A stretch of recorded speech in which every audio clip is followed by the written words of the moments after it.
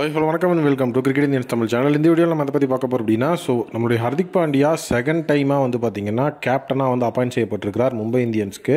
First of all வந்து பார்த்திங்கன்னா last year நம்மளுடைய ஹர்திக் பாண்டியாவை ட்ரேட் பண்ணி கேப்டனாக வந்து அனௌன்ஸ் பண்ணியிருந்தாங்க மும்பை இந்தியன்ஸ். நிறைய பேர் வந்து பார்த்திங்கன்னா அது வந்து 1 இயர் டீல் தான். அதனால் வந்து இந்த தடவை மறுபடியும் ரோஹித் சர்மா வந்து கேப்டன் ஆக்கணும் அப்படிங்கிற மாதிரியான விஷயங்களை எல்லாத்தையும் வந்து ட்ரெண்ட் பண்ணிக்கிட்டு இருந்தாங்க. பட் ஆனால் வந்து இந்த இடத்துல வந்துட்டு நம்மளுடைய மும்பை மேனேஜ்மெண்ட் மறுபடியும் கேப்டனாக வந்துட்டு ஹர்திக் பாண்டியா தான் இருக்க போகிறாரு அப்படிங்கிற நியூஸை அஃபிஷியலாக சொல்லிட்டாங்க.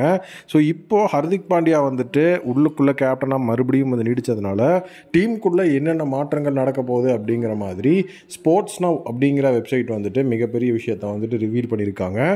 அதில் வந்துட்டு அவங்க என்னென்ன விஷயத்தெல்லாம் ஆட் பண்ணியிருக்காங்க, அதெல்லாம் வந்து நடக்கிறதுக்கு முதல்ல வாய்ப்பு இருக்கா, அதெல்லாம் நடக்குமா அப்படிங்கிறது தான் இந்த வீடியோவில் நம்ம ஃபஸ்ட்டு பார்க்க போகிறோம்.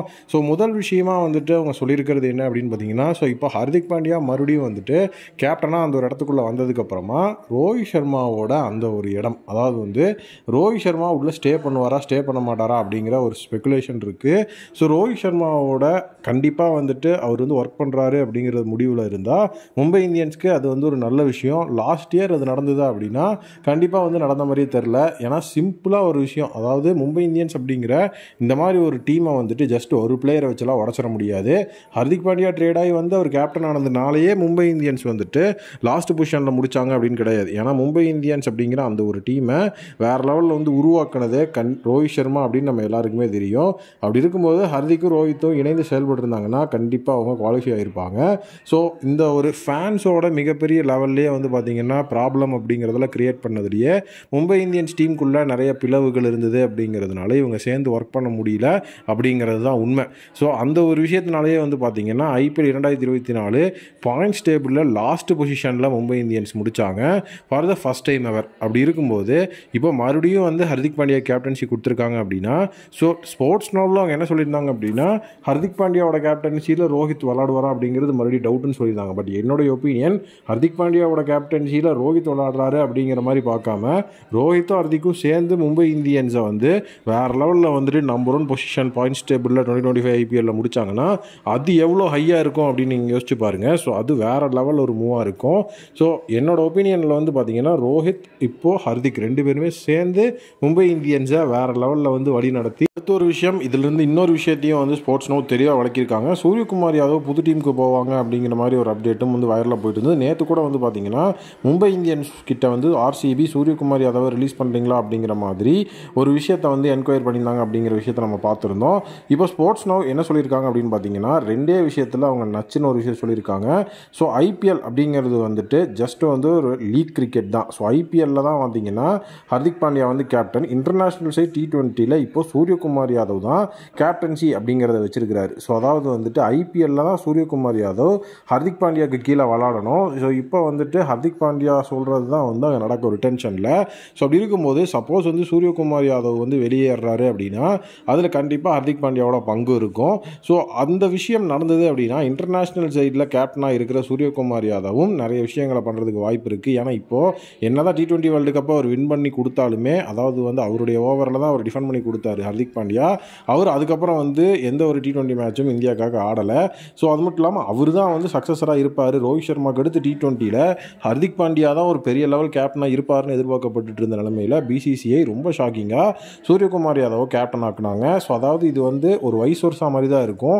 IPLல ஸ்கை வந்து ஹர்திக் பாண்டியாவோட கேப்டன்சியில் ஆடணும், இன்டர்நேஷ்னலில் ஹர்திக் பாண்டியா ஸ்கை கேப்டன்சியில் ஆடணும் அப்படிங்கிற மாதிரி தான் இருக்குது. அப்போ 2 பேத்துக்குள்ளேயும் வந்து கண்டிப்பாக ஒரு மியூச்சுவல் அண்டர்ஸ்டாண்டிங் இருக்கும். அப்படி ஒரு மியூச்சுவல் அண்டர்ஸ்டாண்டிங் இருக்கும்போது கண்டிப்பாக வந்து சூரியகுமார் யாதவ் மும்பை இந்தியன்ஸ் டீமோட தான் ஜாயின் ஆவார். அவர் மும்பை இந்தியன்ஸோட ரீட்டைன் ஆயிடுவார் அப்படிங்கிற விஷயத்தையும் அந்த இடத்துல வந்து அங்கே தெளிவாக சொல்லியிருந்தாங்க. அடுத்தது தான் அவங்க கொண்டு வந்த இது வரைக்கும் வந்துட்டு லாஜிக் எல்லாமே கரெக்டாக தான் இருந்தது. அடுத்து அவங்க சொன்னது தான் வந்து பார்த்திங்கன்னா ரொம்ப ஷாக்கிங்காக இருந்துச்சு. பும்ரா வந்து ரிலீஸ் ஆகிறதுக்கு சான்சஸ் அதிகமாக இருக்குது அப்படிங்கிற மாதிரி ஒரு விஷயத்தை அவங்க சொல்லியிருந்தாங்க.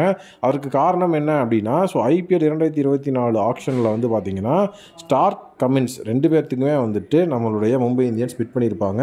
2 பேருமே வந்து பார்த்தீங்கன்னா ஹை ப்ரைஸ் 20 கோடிக்கு மேலே வந்துட்டு அவங்க வந்து போயிருப்பாங்க. ஸோ பும்ராவும் பார்த்தீங்கன்னா அந்த லெவல் ப்ரைஸுக்கு வந்துட்டு தகுதியான ஒரு வீரர் தான்.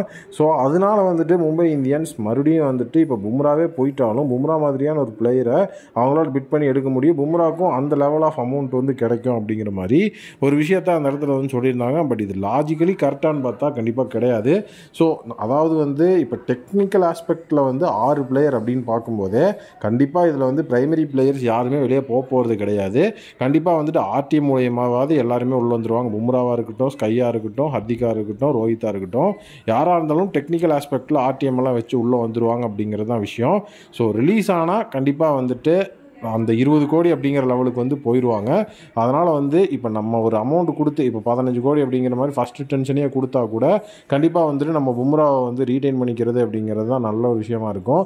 பட் அவங்க ஆஸ்பெக்டில் ஃபஸ்ட்டு டென்ஷன் அப்படிங்கிறது கண்டிப்பாக கொடுக்க முடியாது. அதனால் வந்து ஒரு 10 to 12 crores அப்படிங்கிற அமௌண்ட்டுக்குள்ளே தான் வந்து பார்த்திங்கன்னா பும்ராவும் வந்து ரீட்டைன் ஆவார். ஸோ அந்த ஒரு அமௌண்ட்டை தாண்டி ஒரு ஸ்டார்க்கு வாங்குற 24 கோடி மாதிரியான சம்பளம் வந்துட்டு நம்மளுடைய பும்ராவுக்கு வந்து எக்ஸ்பெக்டடாக இருக்குது அப்படிங்கிற மாதிரி சொல்லியிருக்காங்க. அது கரெக்டு தான். பட் அதுக்காக பும்ராவை ரிலீஸ் பண்ணுவாங்களா அப்படின்னா அதுக்கு வாய்ப்பு இல்லை. பேரலி வந்துட்டு அவங்களுடைய டொமஸ்டிக் ரிட்டன்ஷன்ஸ் என்ன அப்படிங்கிறதையும் அவங்க வந்து ஒர்க் பண்ணணும் அப்படிங்கிற மாதிரி அந்த இடத்துல சொல்லியிருக்காங்க. டொமஸ்டிக் ரிட்டன்ஷன்னா நீகல் வதீரா, அதுக்கப்புறம் வந்துட்டு அந்த சைடில் திலக் வர்மா, இந்த மாதிரி நிறைய யங் டேலண்ட்ஸ் இருந்தாங்க. ஸோ டொமஸ்டிக் ரிட்டன்ஷன்ஸில் கண்டிப்பாக அதையுமே பார்க்கணும். ஸ்ரேயஸ் கோபால் வந்துட்டு ஸ்பின் பவுலராக அந்த இடத்துல வந்து இருந்தார். ஸோ இதுதான் வந்து நம்மளுடைய மும்பை இந்தியன்ஸ் வந்து ஒரு மிகப்பெரிய லெவலில் ஹர்திக் பாண்டியா ஆஸ் அ கேப்டனாக வந்ததுக்கப்புறம் பண்ண போகிற விஷயங்கள், நடக்க போகிற விஷயங்கள், இதை பற்றி நீங்கள் என்ன நினைக்கிறீங்க அப்படிங்கிற உங்களுடைய ஒப்பீனியனை கமெண்ட் செக்ஷனில் மறக்காமல் வந்து கமெண்ட் பண்ணுங்கள். நீங்கள் வேறு ஏதாவது விஷயங்கள் ஆட் ஆன் பண்ணணும் அப்படின்னாலும் மறக்காமல் வந்து ஆட் ஆன் பண்ணலாம். Thank you, take care and bye bye.